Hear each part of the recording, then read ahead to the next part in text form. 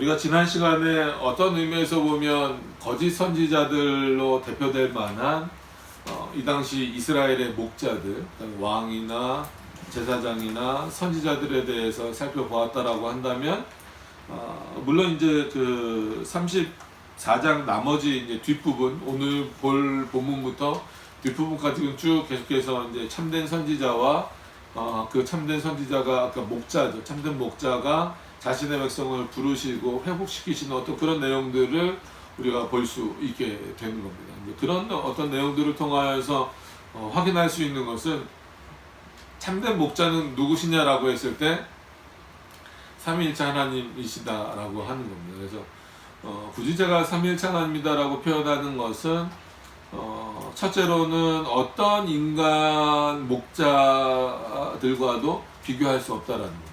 그러니까 뭐 이제 이 당시로서 왕이든 선지자든 제사장이든, 뭐 지금도 마찬가지, 지금으로 하면 뭐 목사든 아니면 뭐 교회 뭐 중직이든 어떤 뭐 집에서는 뭐 부모든 간에, 뭐 믿음이 있는 부모든 간에, 물론 각자의 역할을 하나님이 부여하여 주셨고 그것을 최선을 다해서 해야 되고, 또 그 질서를 통하여서 말 그대로 말씀을 얻고 오늘 표현대로 좋은 꼴을 얻어먹는 어떤 그런 과정들이 있게 하시지만, 역사하시지만, 궁극적으로는 우리에게 있어서 진정한 목자는 삼위일체 하나님 뿐이시다라고 하는 거예요. 두 번째로 삼위일체 하나님에 대해서 강조하는 것은 우리가 이런 본문들을 보면 예수 그리스도만 떠올리는 경우가 있어요. 만이라는 표현은 예수 그리스도를 떠올리는 것은 잘못된 것이 아니다라는 거예요. 근데 예수 그리스도만 떠올리는 것은 좀 약간 성경을 좀 좁게 볼 수 있는 거예요. 그래서 우리가 늘 귀에 듣기 좋은 표현들이 있어요. 성경을 뭐 창세기부터 요한계시록까지 예수 그리스도로 관통해야 된다. 이런 표현들 아마 들어보셨을 거예요. 좋은 표현이죠. 그런데 거기에 있는 뭐 함정이라고까지 하긴 그렇지만 부족한 부분은, 그렇게 하다 보면 그게 이제 너무 이제 구속사, 그러니까 구속사가 잘못됐다는 얘기는 절대 아닙니다. 근데 구속사만 강조하게 되면 일반 역사, 즉 일반 은총이라든지 일반 계시라든지 이런 어떤 하나님의 일반 섭리에 대한 부분들이 약화되거나 없어지는 경우가 생기는 것처럼, 예수 그리스도만 너무 강조하다 보면 나머지 삼위일체 하나님의 전체 섭리라는 그 부분이 좀 약화될 수 있어요. 그리고 이제 아무래도 그러다 보면 오히려 신구약이 그렇기 때문에 차이가 납니다. 왜냐하면 예수 그리스도는 우리가 쉽게 떠올리면 창세전부터 계셨다 이런 생각보다도 자꾸, 그러니까 인카네이션 이후에, 성육신 이후의 개념을 생각하는 경우가 많기 때문에 그래요. 그래서 오해하지 않으셨으면 좋겠어요. 분명히 오늘 본문은 우리의 참된 목자이신 예수 그리스도를 얘기하는 거 맞습니다. 또한 우리를 구원하시겠다라고 하는 그 구속의 개념이 들어있는 게 맞습니다. 그러나 거기에만 딱 머물러서는 성경 전체가 말하고 있는 그 풍성함, 삼위일체 하나님의 섭리와 그 모든 역사에 대한 풍성함을 쉽게 얻을 수가 없다라는 차원에서 말씀을 드리는 겁니다. 그래서 오늘 이 본문에서 나오는 주 여호와가 참 목자시다라는 거잖아요.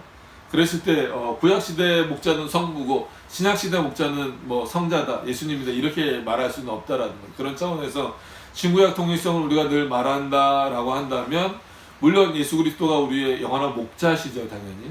그런 차원에서는 삼위일체 하나님이 우리의 목자시다라는 이 표현이 결코 어색한 표현이 아니고 오히려 더 풍성한 표현이다라는 거예요. 그래서 늘 말씀드리는 것처럼 구약에 나오는 이 여호와를 성부로만 이해하는 것이 아니라 삼위일체 하나님으로, 즉 성부로도 이해할 수 있고 성자 하나님으로도 이해할 수 있고 성령 하나님으로도 이해할 수 있고 분리되지 않는 삼위일체 하나님으로 이해할 수도 있다라고 하는 것을 기억하시면서 오늘 본문을 좀 더 이해해 나가셨으면 좋겠습니다. 그래서 나 주 여호와가 말하노라, 나 곧 내가 내 양을 찾고 찾되.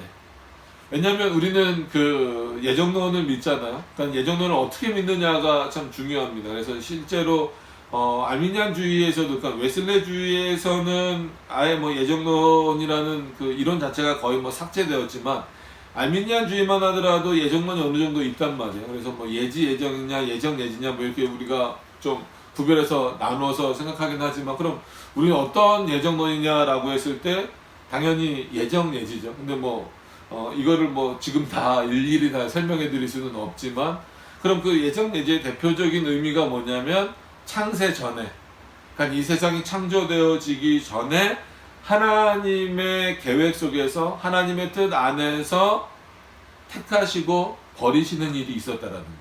다 적극적인 일입니다. 적극적으로 택하시고 적극적으로 버리셨다라는 거예요. 그러니까 왜 이런 내용을 계속해서 언급해 드리냐면 오늘 본문에서도 결국 나 곧 내가 내 양을 찾고 찾는다라고 하는 거예요. 그래서 이 양이 물론 이 당시에는 육신적인 이스라엘로 이해될 수 있지만 지금 궁극적인 그 본질적인 의미로 보면 이 양은 어떤 양이겠어요? 택자들이겠죠. 그럼 하나님은 어느 시대든지 누구를 찾으시는 거예요?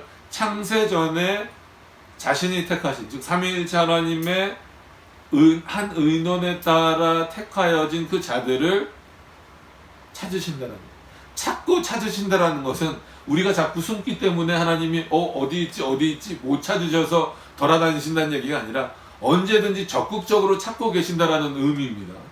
분명히 기억하셔야 돼요. 이 본문을 갖고 우리가 숨을 수 있다, 인간이 숨을 수 있다 이렇게 생각하시면 안 돼요. 우리는 인식하지 못할 수 있어요. 하나님 나를 언제 찾으시지?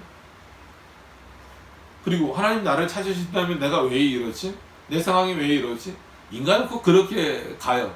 그러나 하나님은 그런 분이 아니라는 거예요. 우리가 인식하든 인식하지 못하든지 간에 하나님은 찾고 찾으신다는 거예요. 그러니까 이 에스겔 시대의 상황으로 보면 포로기였죠.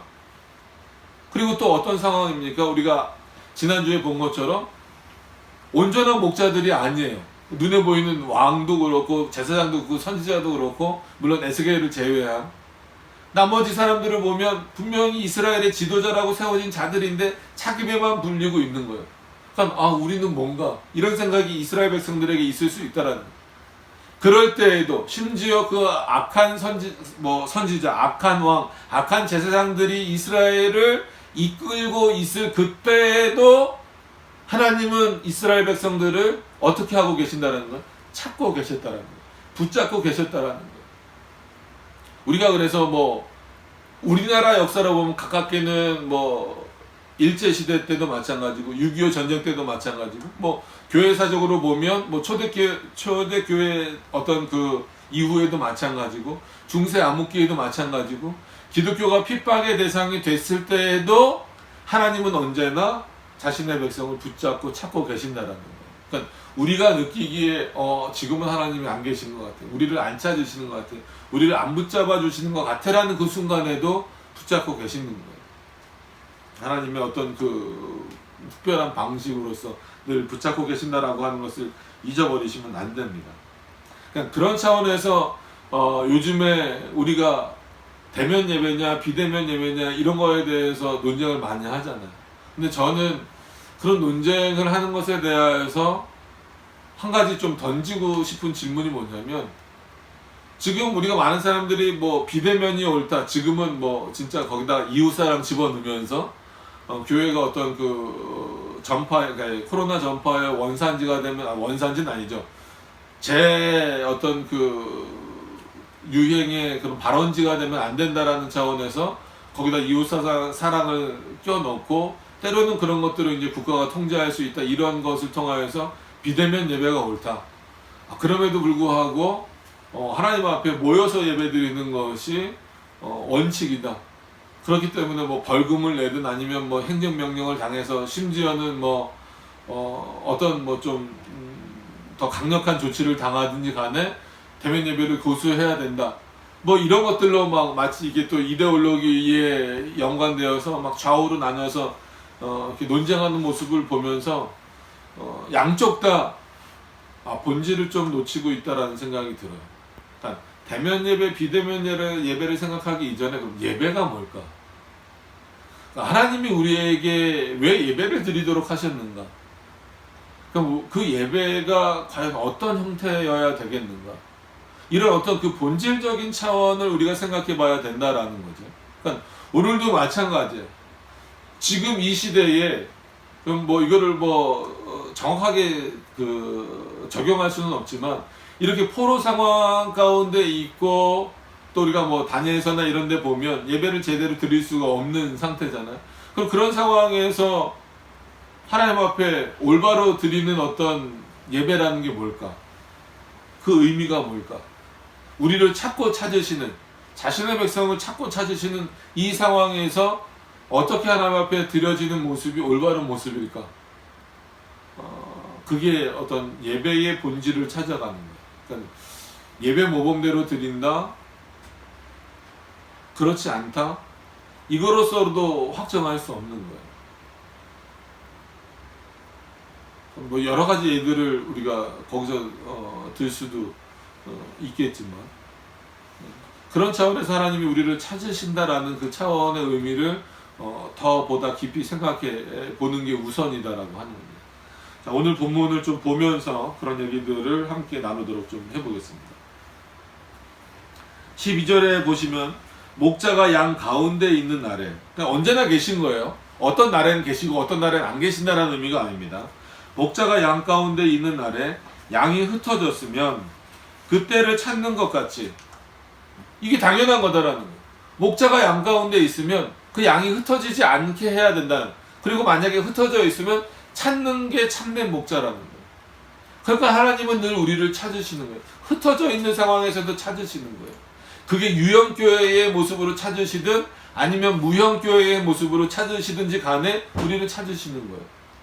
이거를 잃어버리면 안 돼요. 그래서 유형교회로 찾는 것만 올바로 찾는다라고 생각하시면 안 돼요. 무형교회로 찾는 그게 어떤 면에서 보면 더 본질적일 수도 있다라는 거예요. 그러니까 유형교회를 또 찾는다라는 것이 무시돼서는 안 되는 거지만, 그러니까 오늘은 그 두 가지가 다 드러날 수 있어요. 드러나고 있어요. 내가 양을 찾아서 흐리고 캄캄한 날에, 그러니까 이거는 어떤 의미가 될 수 있을까요? 흐리고 캄캄한 날이면 당장 어떤 의미일까요? 지금 이스라엘의 상태겠죠. 어떤 상태요? 멸망당한 상태. 자기네 땅도 잃어버리고 국가라는 어떤 이런 것도 다 잃어버린 그런 상태. 그런 상태, 그리고 뭐 영적으로도 완전히 좀 뭐라 그럴까요? 이렇게 좀 온전히 하나님 앞에 드려지지 못하는 그런 상태.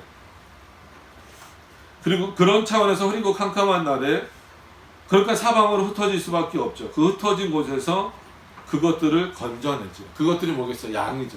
내가 찾고자 하는 양들을 건져내겠다.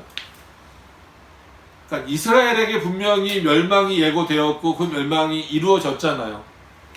그럼에도 불구하고 그 멸망이 이루어진 곳에서부터 자신의 양을 다시 찾아내시겠다. ht어진 그 멸망 때문에 흩어진 그 양들 가운데서 다시 자기의 양을 찾으시겠다라고 하는 것은 뭐예요?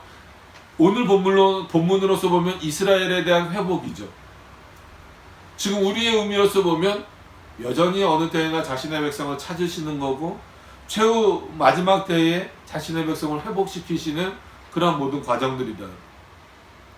이런 내용들을 바라보면서 우리가 생각할 때는, 하나님이 지금 이 상황 가운데에서도 우리를 찾고 계시는구나. 우리는 잘 모르지만 이게 하나님이 우리를 찾으시는 게 맞나 하는 그런 생각. 왜냐하면 그게 너무 우리 안에 고정틀이 있어서 그런 거예요. 하나님이 자기의 백성을 찾으신다면 이렇게 해주셔야 되겠지, 이렇게 하셔야 되겠지 라는 고정틀이 있어서 그렇지만, 하나님은 언제나 자신의 백성을 찾으시는 거예요. 그게 때마다 상황마다 다른 어떤 방법이고 상황일 수는 있다 할지라도 찾으시는 거예요. 그래서 13절에도 보시면 내가 그것을 만민 중에서 끌어내면, 여러분 반드시 기억하셔야 돼요. 이스라엘 백성들은 이렇게 구별되듯이 하나님의 백성은 여러분 세상 가운데서 구별되시는 거예요.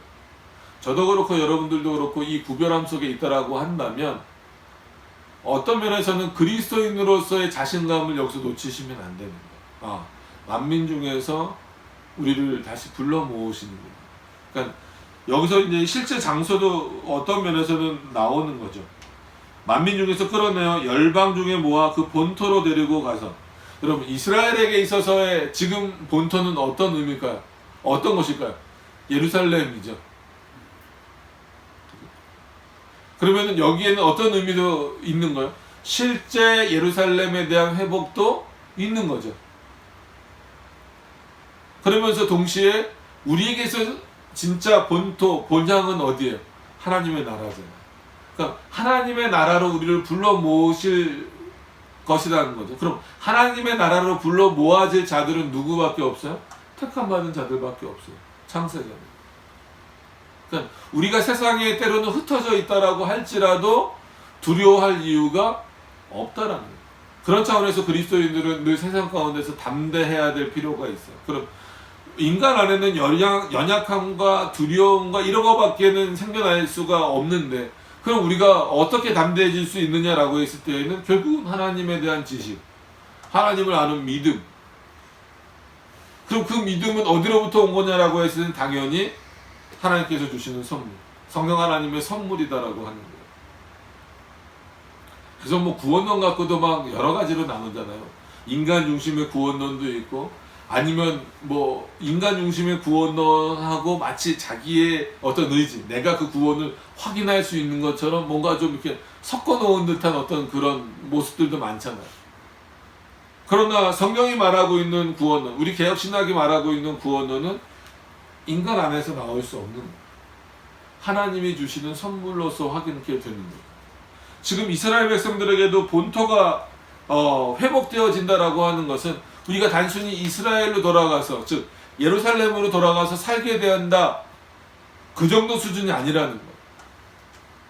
참된 목자인 하나님이 너희들을 돌이키고 너희들을 회복시키는 것은 물론 그 땅이 회복되는 것처럼 너희의 모든 상한 심령들이 회복되어지고 다시 한번 하나님 앞에 온전히 예배드리고 드려지는 자의 모습으로 살아갈 수 있게 된다라는 거죠. 그래서 그 본토로 데리고 가서 이스라엘 산 위에와 시냇가에와 그 모든 그 땅 모든 거주지에서 먹이게. 내가 거기서 먹이겠다라는 거예요.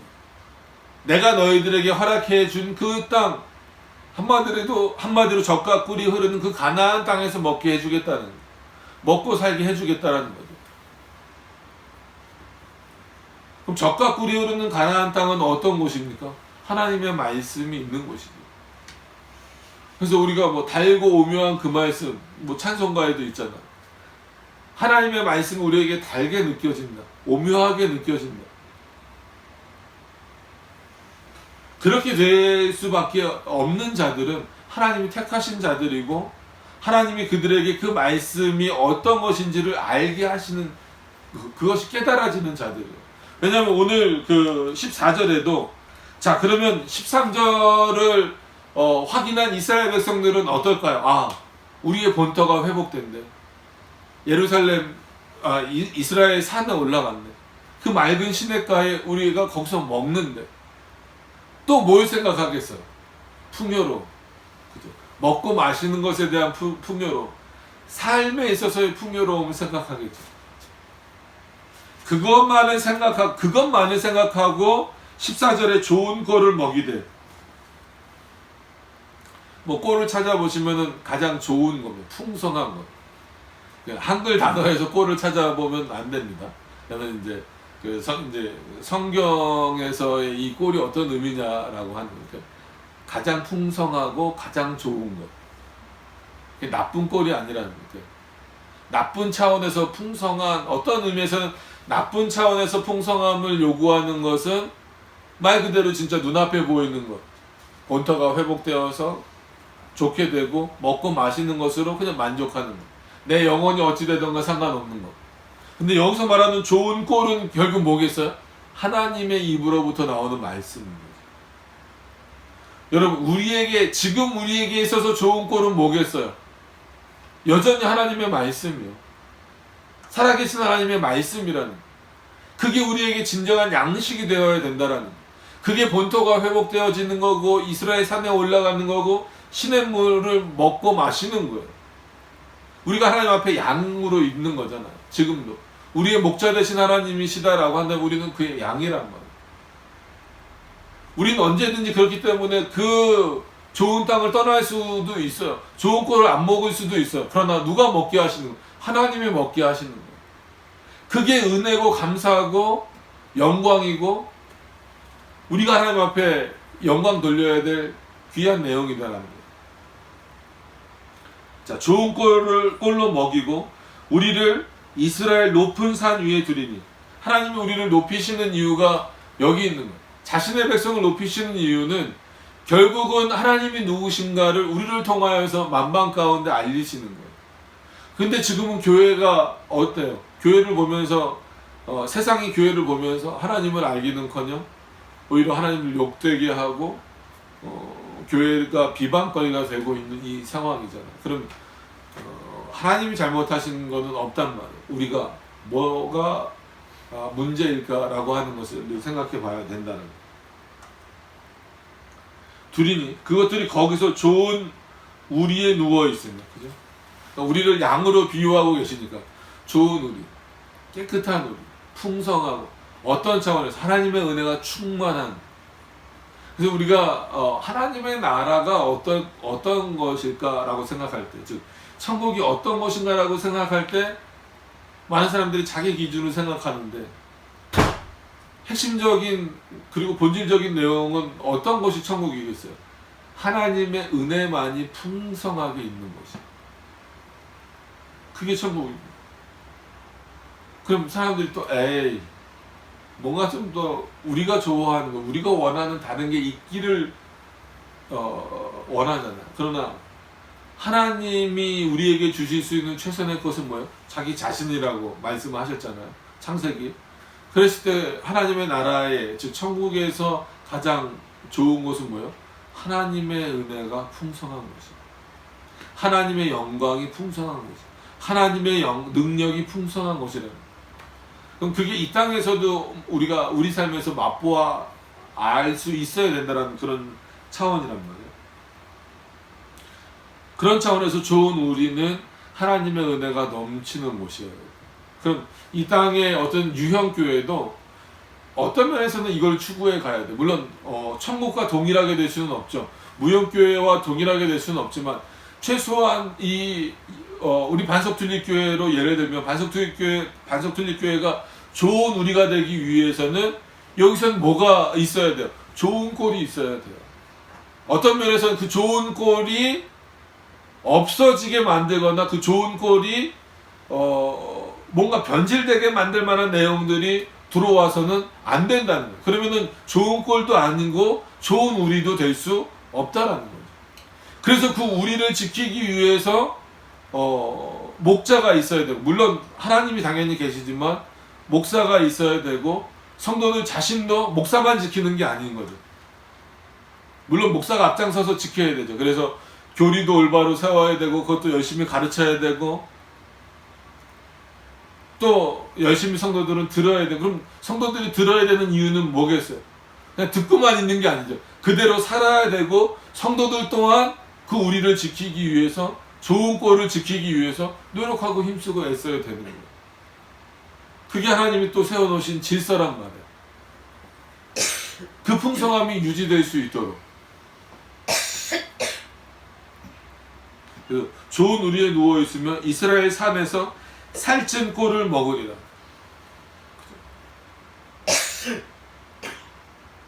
양을 잡아먹든 소를 잡아먹든 살찐 소가 먹을 것이 많고 풍성하잖아요. 우리가 오늘 창세기 읽어봤지만 뭐 이제 요셉의 꿈 얘기가 쭉 이어지겠지만 살찐 소, 그 다음에 뭐 삐쩍 마른 소, 그런 거 나오잖아요. 살찐 소가 의미하는 게 뭐야? 당연히 풍성함이잖아요. 단순한 이제 뭐 추석이 다가오니까 풍요로운 한가위, 이 정도 수준이 아니란 말이에요. 그럼 그 풍성함, 우리가 영육 간에 풍성할 수 있는, 영혼도 풍성하고 육신도 풍성할 수 있는 그 길은 세상으로부터 나올 수 있는 것이 아니란 말이에요. 하나님으로부터 주어지는 거예요. 그러니까 세상으로부터 얻어지는 것이라 할지라도 그것은 누가 주시는 거예요? 하나님이 주시는 거예요. 진짜 우리나라 어떤 절기로서 추석이 다가오니까 풍성한 추석이 됐을 때 왜 하나님 앞에 감사와 영광을 돌립니까? 땅에서 나는 건데, 땅의 소산인데, 그러나 그것 또한 누가 주시는 거예요? 하나님이 주시는 거예요. 이 땅에서 얻을 수 있는 아주 작은 것 하나라도, 이런 물컵과 같은 거 하나라도, 이런 수건과 같은 거 하나라도 결국은 누가 주시는 거예요? 하나님이 주시는 거예요. 그래서 어떤 면에서는 아이들의 그 표현이 더 정확할 수도 있어요. 어른들은 너무나 많은 것을, 세상적인 것을 알다 보니까, 예를 들어서 뭐 이런 선풍기, 뭐 찍고 있는 저런 핸드폰, 저건 누가 주신 거지? 아, 저건 매장에 가서 사는 거지. 근데 아이들은 순수하게, 뭐 저도 이제 뭐 유튜브도 맡아보고 했지만, 선풍기도 이거 하나님이 주신 거, 물컵도 하나님이 주신 거. 물론 이거를 하나님이 직접 뭐 하늘에서 떨어뜨려 주시진 않았죠. 여러 뭐 사람들의 노력과 이런 것들로 만들어졌지만, 어떤 이런 뭐 원 물질적인 그런 재화들 뭐 이런 것들의 부분들에 있어서는 하나님이 허락하시지 않으면 안 된다는 거예요. 그럼 저런 핸드폰을 만드는 지혜나 지식이나 이런 모든 것들도 물론 일반 은총 가운데 주어지는 것들이지만, 결국 그것도 일반 은총이라고 해서 하나님의 은혜가 축소되는 건 아니란 말이에요. 누구나 보편적으로 누리게 하신 하나님의 은혜거든요. 그래서 우리가 일반 은총, 특별 은총을 생각할 때도 우리는 특별 은총이 더 대단해 보이고 일반 은총은 마치 좀 약화된 것처럼 보이지만, 물론 구원의 문제에 있어서만큼은 일반 은총과 특별 은총은 구별되죠. 그러나 일반 은총이라는 것에 있어서도 특별 은총과 비교해 봤을 때 결코 낮지 않습니다. 왜냐하면 이 일반 은총의 가치를 하나님이 높여주시지 않았다면 우리가 보편적인 가치를 누리면서 살 수 없어요. 그렇잖아요. 믿는 사람들만 이런 것들을 풍요롭게 누릴 수 있는 건 아니랍니다. 그냥 그랬을 때 가장 원초적으로 이 모든 것들을 주신 것은 하나님이시더라. 그러니까 이런 어떤 그 근본적인 어떤 신앙들이 우리 안에 있는가, 그런 어떤 풍성함들이 우리 안에 있는가에 대한 문제인 거예요. 그러니까 참된 목자이신 분이 하나님이시다라고 하는 그 인식이 그런 차원에서 굉장히 중요한 거예요. 그래서 나 주 여호와가 말하노라, 내가 친히 내 양의 목자가 되어. 이미 하나님은 우리의 목자세요. 그죠? 여기서 다시 한 번 더 언급하신 이유는 뭐겠어요? 이스라엘 백성들로 하여금 너희에게 참 목자가 누군가를 깨닫게 하시는 의미도 있고, 이런 어떤 그 잘못된 목자들에 대한 어떤 그 비판이실 수도 있다라는 의미인 거죠. 그래서 나 주 여호와가 말하노니 내가 친히 내 양의 목자가 되어 그것들로 누워 있게 할지니라. 그러니까 여기서 주는 안식은 큰 거죠. 양들이 편하게 누워서 자려면 누가 지켜야 돼요? 목자가 지켜야 돼요. 들짐승으로부터 맹수들로부터 이 양들이 편하게 누워서 잘 수 있도록 지켜줘야 된다라는 거예요. 그게 목자의 역할이에요. 여러분, 하나님이 여러분들을 지켜주신다라고 했을 때 우리가 평안할 수 있는 것은, 우리가 우리 스스로를 지킨다라고 생각을 해보세요. 평안히 잠을 잘 수 있겠습니까? 실제로도 그렇고, 도둑이 들어오면 어떡하지? 이런 생각들 할 수도 있잖아요. 아니면 뭐 세상에서 내가 힘들면 어떡하지? 그러니까 이 모든 것들로부터 내 스스로가 내 스스로를 지켜야만 된다라고 생각한다면 편히 쉴 수 있겠냐는 거예요. 안식할 수 있겠냐는 거예요. 우리가 거룩한 안식일, 우리가 십계명에 나오는 것처럼 이 주일을 정말 그리스도 안에서 안식을 누리는 날로 생각을 한다면, 그리고 우리가 하나님 안에서 그 안식을 누린다라고 한다면, 우리가 그분을 최소한이 아니라 어떤 분으로 인식해야만 가능할까요? 우리를 모든 것으로부터 보호해 주시는 분. 우리의 목자가 되신다라고 했을 때에는 사단으로부터도 보호해 주시는 것이고, 모든 어떤 그 상황으로부터도 우리를 보호해 주시는 것. 늘 말씀드리지만 그런 그 보호함이 우리에게 어떤 문제가 생기지 않는다, 이런 차원은 절대 아닙니다. 또 말씀드리지만 예수 그리스도를 믿으면, 즉 하나님을 믿으면 만사형통한다, 맞는 말이에요. 절대 틀린 말이 아닙니다. 그러나 그것은 아무런 문제가 생기지 않는다는 게 아니잖아요. 우리가 하나님을 믿으면 만사형통한다라는 그 믿음을 여전히 갖고 있어요. 그럼에도 불구하고 그거를 문자적으로만 적용하면, 그럼 우리 왜 지금 온라인 예배 드려야 됩니까? 왜 교회가 이런 상황까지 됩니까? 코로나 우리 피해가야 되지 않습니까? 또 이런 논리로 간다라는 거예요. 여전히 하나님이 지금 이런 상황 가운데에서도 우리를 지키고 계세요. 그럼 예전에 흑사병이 유행할 때 그리스도인들은 안 죽었을까요? 아니에요. 목회자들부터 해서 많이 죽었어요. 그럼 그때는 하나님의 역사가 없었습니까? 아니란 말이에요. 그럼 그때는 만사 형통이 없었어요? 아니죠. 단순히 육신이 죽고 사는 문제가 아니라 우리가 그리스도 앞에 있을 때, 그가 주시는 믿음 안에 있을 때에 세상의 모든 문제들이 우리의 구원의 문제에 있어서 그것을 좌지우지할 수 없는 그런 어떤 차원에서의 우리를 지키심, 이게 우선적인 거예요. 그런 차원에서 때로는 심지어 우리가 죽을 수도 있어요.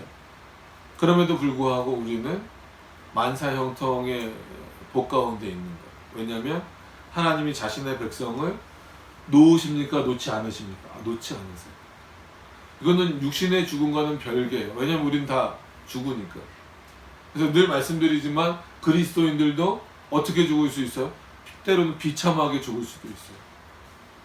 세상 사람들이 보기에, 심지어 우리가 보기에도 비참하게 죽을 수도 있고, 그게 어떤 뭐 순교의 문제일 수도 있고, 아니면 뭐 사고의 문제일 수도 있고, 병 걸림의 문제일 수도 있지만, 그렇다라고 해서 그에게 하나님의 은혜가 없다라고 말할 수는 없는 거예요.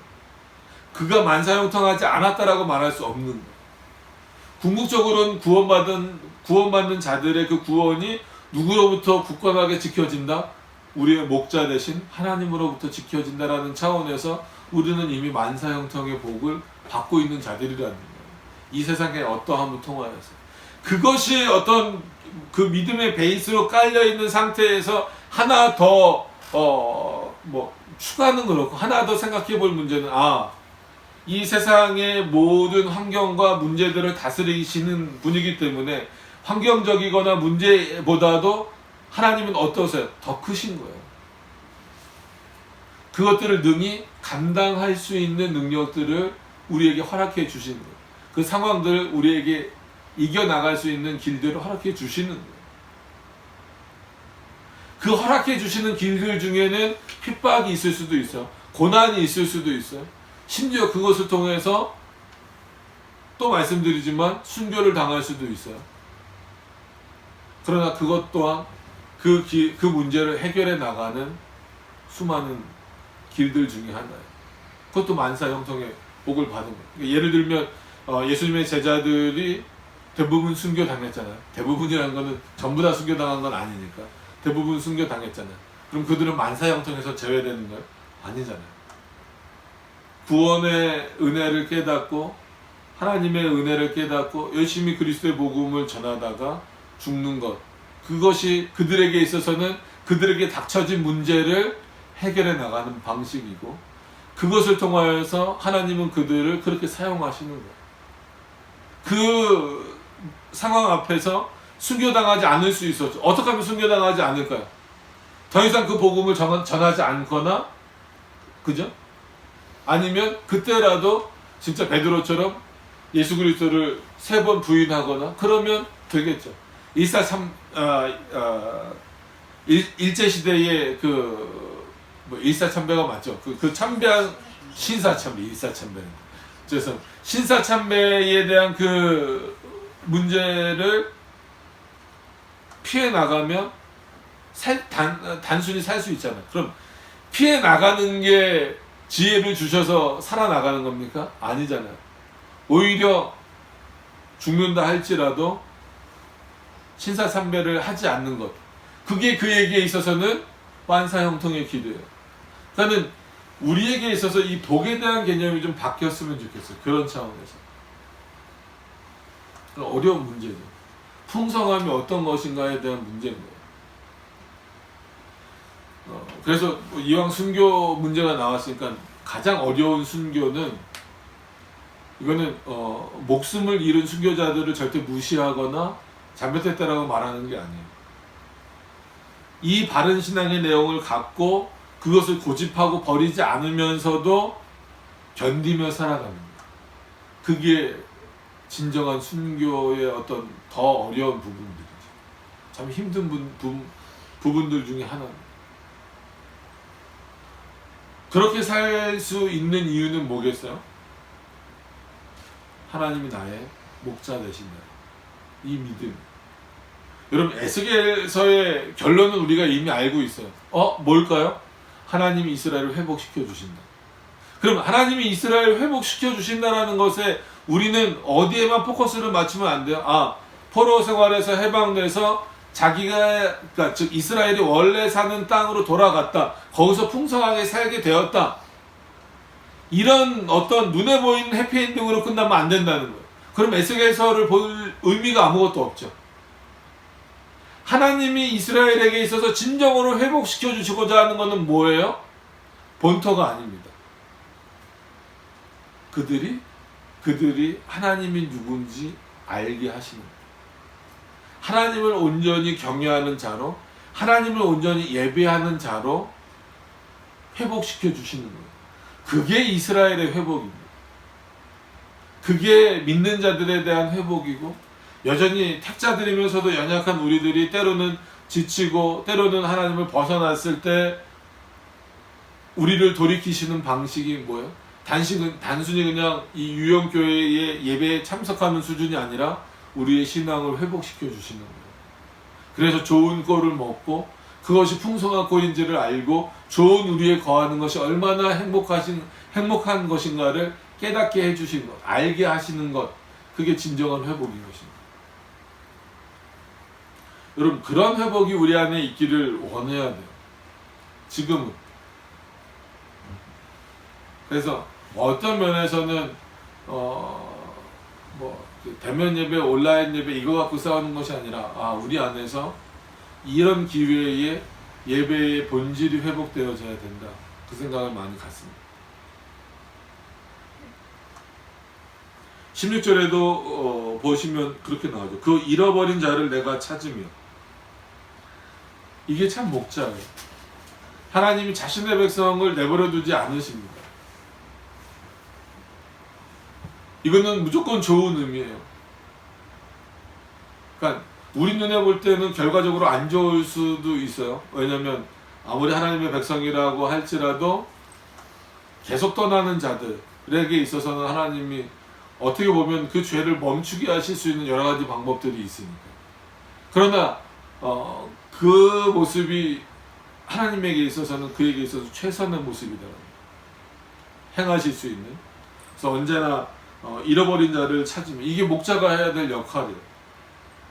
내가 찾으면 쫓긴 자를 내가 돌아오게 하면, 그죠? 어떤 들짐승이나 이런 거에 쫓긴 자들, 세상에 쫓겨 있는 자들을 찾아오게 하며 돌아오게 하며 상한 자를 내가 싸매어 주며. 우리가 지난 시간의 말씀을 기억하신다면 거짓 목자들은, 자기 배만 불리는 목자들은 이런 양들을 봐도 찾지도 않고 고쳐주지도 않는다라는 거예요. 근데 상한 자를 내가 싸매어 주며. 여러분, 인간의 위로는 한계가 있어요. 어떻게 위로할 수 있어요? 그냥 공감을 좀 해주는 정도? 그 위로가 어느 정도 될까요? 하나님이 주시는 위로와는 비교가 될 수 없어요.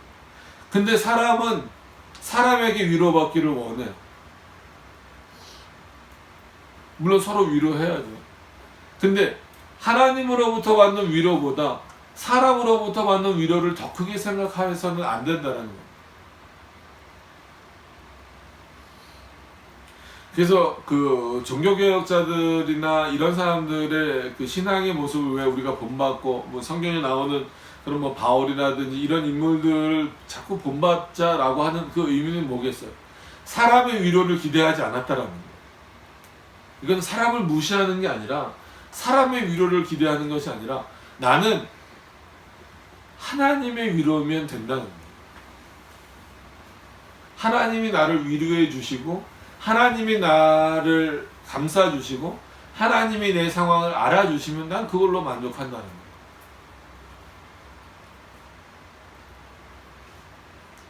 여러분, 우리가 이렇게 보니까 그렇지, 오늘 본문에 있는 에스겔도 한마디로 친구가 많았겠어요? 적이 많았겠어요? 적이 더 많았겠죠. 그럼 에스겔은 늘 우울하게 살았을까요? 그렇지 않았겠죠. 그럼 왜 그랬을까요? 하나님이 나의 목자 되신다는 걸 누구보다도 더 잘 알고 있어요. 에스겔이 어떤 사람보다도 더 잘 알고 있겠죠.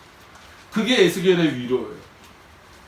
백성들이 내 말을 듣지 않습니다. 그것 때문에 순간적으로 기분이 상한 표현들이 나오잖아요. 그럼에도 불구하고 에스겔이 평안할 수 있는 것은 하나님이 나의 위로자시다.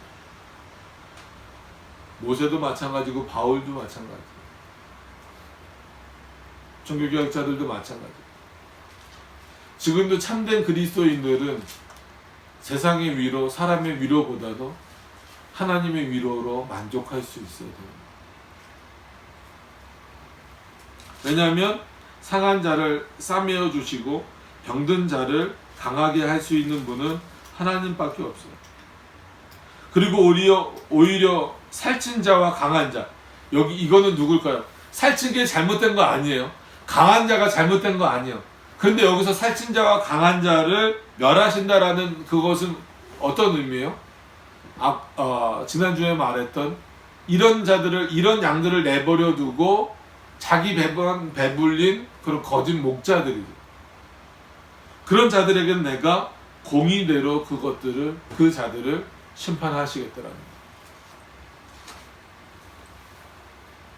여러분, 솔직한 얘기로 공의가 모든 이스라엘에게 적용이 된다면 오늘 이 살찐자들과 강한 자들로 대표되는 거짓 선지자들, 거짓 목자들만 공의의 대상, 즉 심판의 대상이 되는 것이 아니라 이스라엘 전체, 어쨌거나 이스라엘 전체가 우상도 섬기고 하나님의 말씀대로 살지 못하는 모습이었잖아요.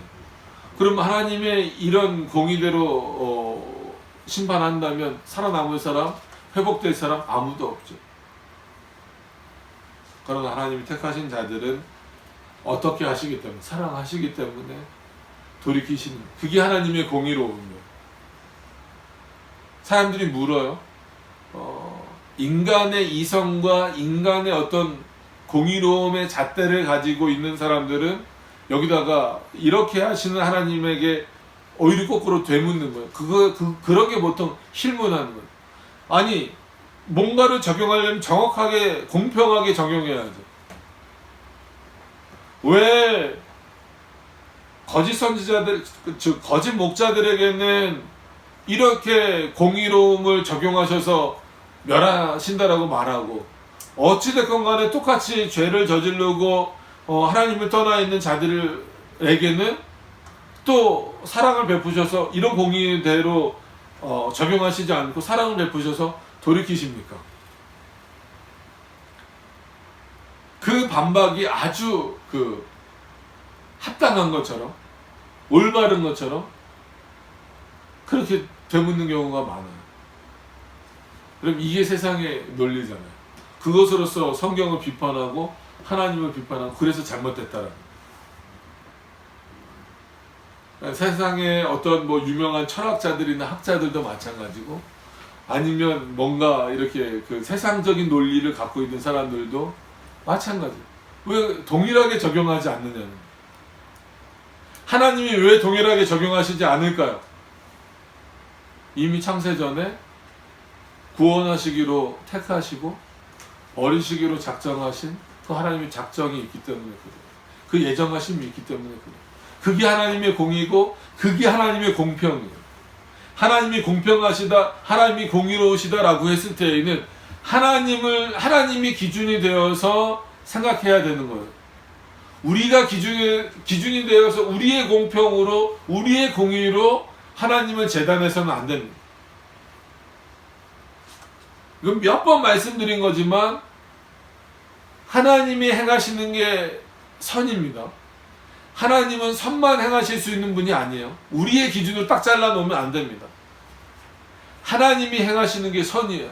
그렇기 때문에 똑같이 하나님을 떠나 있었던 자들이지만 그 눈이 어둡고 귀가 어두워서 듣지 못했던 그 자신의 백성들을 돌이키시는 것도 하나님의 공의로움이고, 자기의 배만 배불렸던 자들을 심판하시는 것도 멸하시는 것도 하나님의 공의예요. 우리가 그 공의를 함부로 판단할 수는 없습니다. 그런 차원에서 우리는 그저 하나님의 사랑 안에 있다라는 것에 감사하셔야 돼요. 이런 공의로 심판받지 않는다라는 것에 감사하셔야 돼요. 그 감사가 더 커야죠. 우리의 논리로 하나님을 재단하는 것보다. 그래서 오늘 이런 본문을 보시면서도 지금 우리가 어떤 상황에 처해 있던지 간에 우리는 어디 안에 있다? 참된 목자이신 삼위일체 하나님의 은혜 안에 있다라고 하는 것을 기억하셔야 됩니다. 그래서 어떻게 보면 이 모든 상황들이 우리에게는 은혜로 다가와야 된다. 모든 이 자정의 논리가 있는 것처럼, 자정 작업이 있는 것처럼 다시 한 번 더 자신의 백성을 이런 상황 가운데서 더 드러나게 하실 수 있는 그런 내용들을 기억하시면서 이 하나님의 이 역사를 다시 한 번 더 잘 기억하셨으면 좋겠습니다. 그래서 우리가 이런 하나님 앞에 예배를 드리는 데서 그럼 그 본질이 뭘까라고 했을 때에는 늘 말씀드리지만 어떤 예배 요소인 성찬, 그러니까 성찬이 우리 먼저 나오면 안 되죠. 말씀, 그리고 성찬, 이런 어떤 내용들, 그리고 어떤 신앙 고백, 예배 모범, 여기에만 너무 표현을 좀 오해하시면 안 되는데 여기에만 너무 이렇게 탁 매여 있지 않으셨으면 좋겠어요. 그럼 여기서부터 자유로워라 이런 얘기는 절대 아닙니다. 이런 의미는 절대 아니고, 예를 들어 드리면 어떤 원양어선 같은데 나갔어요. 멀리 나갔어요. 그럼 보통 그런 배에 이렇게 선목이라 그러죠. 목사님들이 타서 있으면 좋은데 그러지 못한 경우가 대부분이잖아요. 그럼 거기에 물론 이제 비그리스도인들도 있겠지만 그리스도인들도 있을 거 아니에요. 그럼 주일이 됐어요. 그럼 그들이 거기서 예배 모범에 맞춰서 예배를 드릴 수가 있습니까? 없습니까? 그러기 쉽지 않죠. 그리고 예배 모범의 순서에 따라서 드린다고 할지라도 한마디로 본인이 목사가 아닌 이상 그렇게 말씀을 선포할 수 없잖아요. 몇 달이 될 수도 있고 심지어 원양어서는 몇 년이 될 수도 있는데, 그럴 경우에는 예를 들어서 사전에 준비해 간 말씀이라든지 아니면 성경을 읽는 것이라든지 이런 것으로서 주의를 대체할 수밖에 없잖아요. 그럼 그에게 예배를 안 드렸다라고 말할 수 있어요? 그럴 수 없다라는 얘기입니다. 제가 말씀드리고자 하는 의미는 그거. 정상적일 때 예배 모범을 무시하는 것은 당연히 그건 잘못된 것이다. 그러나 그런 모든 상황들을 전혀 고려하지 않고 일률적으로 예배 모범대로 드리지 않는 것은 다 잘못된 거야 라고 말할 수는 없습니다. 예를 들어서 전쟁터에서 예배 모범대로 예배 드릴 수 없겠죠. 진짜 성경을 보기도 어려운 상황일 수 있겠죠. 그러면 아주 극단적인 예가 될 수 있지만 총을 들고 싸우는 상황에서도 그 마음속으로 오늘 주일이니까 기도할 수 있겠죠. 그럼 그는 예배를 드린 겁니까? 전투를 한 겁니까? 전투 때문에 예배를 안 드렸다라고 말할 수 있어요? 그럴 수 없다라는 거예요. 왜 이런 어떤 약간 극단적인 예들을 여러분들에게 들어드리냐면, 지금도 마찬가지예요. 어떤 예배가 옳으냐? 형식적인 것, 보여지는 것만 갖고 지금 논쟁을 하고 있는 모습에서 안타깝다라는 거예요. 오늘 하나님께서 자신의 백성을 찾으시는 그 핵심적인 내용은 뭐예요? 이들이 지금 잘나서 정말 그 보여지는 형식에서 제대로 됐기 때문에 이들을 회복시키시려고 하는 게 아니잖아요. 여전히 불완전하고 여전히 부족하고 여전히 죄 가운데 있는 자들이지만 하나님이 회복시켜 주시겠다는 거잖아요. 그 상처를 감싸 주시겠다라는 거잖아요. 그 병든 것을 고쳐 주시겠다라는 거잖아요. 그럼 우리는 그냥 하나님께 내어 맡겨야 되는 거예요. 예배의 본질도 거기 있는 거예요. 내가 예배를 온전히 드릴 수 있다? 불가능합니다. 인간은 그럴 수 있는 존재가 아니라고 여러 번 말씀드렸어요. 하나님이 우리를 부르신 그 상황에 우리를 내어 맡겨 드리는 것. 거기서부터 출발해야 됩니다. 그냥 우리는 개혁교회 추구하니까 예배 본질 그러면 예배 모범부터 그냥 탁 꺼내오잖아요. 중요해요. 이거 절대 중요하지 않다는 얘기가 아닙니다. 근데 그거보다 더 본질은 뭐겠어요? 과연 내가 하나님 앞에 그 하나님을 온전히 경외하는 모습으로 그가 나의 참된 목자 되심을 인정하고 있는가? 그것을 믿고 있는가? 인정한다라고 해서 어떤 내 의지가 먼저다라는 의미가 절대 아닙니다. 그랬을 때 참된 예배의 의미를 거기서부터 좀 찾아야 되지 않을까 그런 생각을 좀 많이 갖습니다. 그래서 이럴 때일수록 정말 어떤 이 예배가 왜냐하면 삶으로서 우리는 연장되어질 수밖에 없어요. 오늘 이렇게 드려지는 것으로서만 끝나는 것이 아니라 이 예배도 중요하지만 어떤 예배가 어떤 면에서 더 중요합니까? 평상시 살아가면서 그리스도인으로 살아가는 것 자체가 예배의 모습으로서 더 중요하다는 거죠. 그렇게 되기 위해서는 오늘 이 말씀처럼 좋은 꼴을 좋은 꼴로 여기는, 우리가 다음 주에 보겠지만 18절에 이렇게 나와요. 너희가 좋은 꼴 먹는 것을 작은 일로 여기느냐? 어찌하여 남은 꼴을 발로 밟았느냐? 여러분, 이런 사람이 되겠어요? 안 되잖아요. 좋은 꼴 먹는 것을 작은 일로 여기지 않는 것.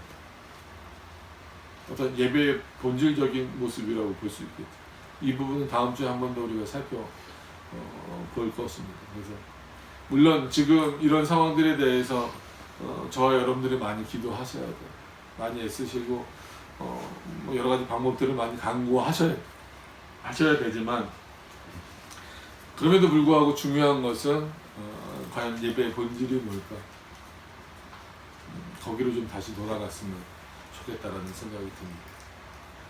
오늘 본문으로 그것을 적용해서 말씀을 드리면 뭐라고요? 하나님이 삼위일체 하나님이 나의 목자가 되신다.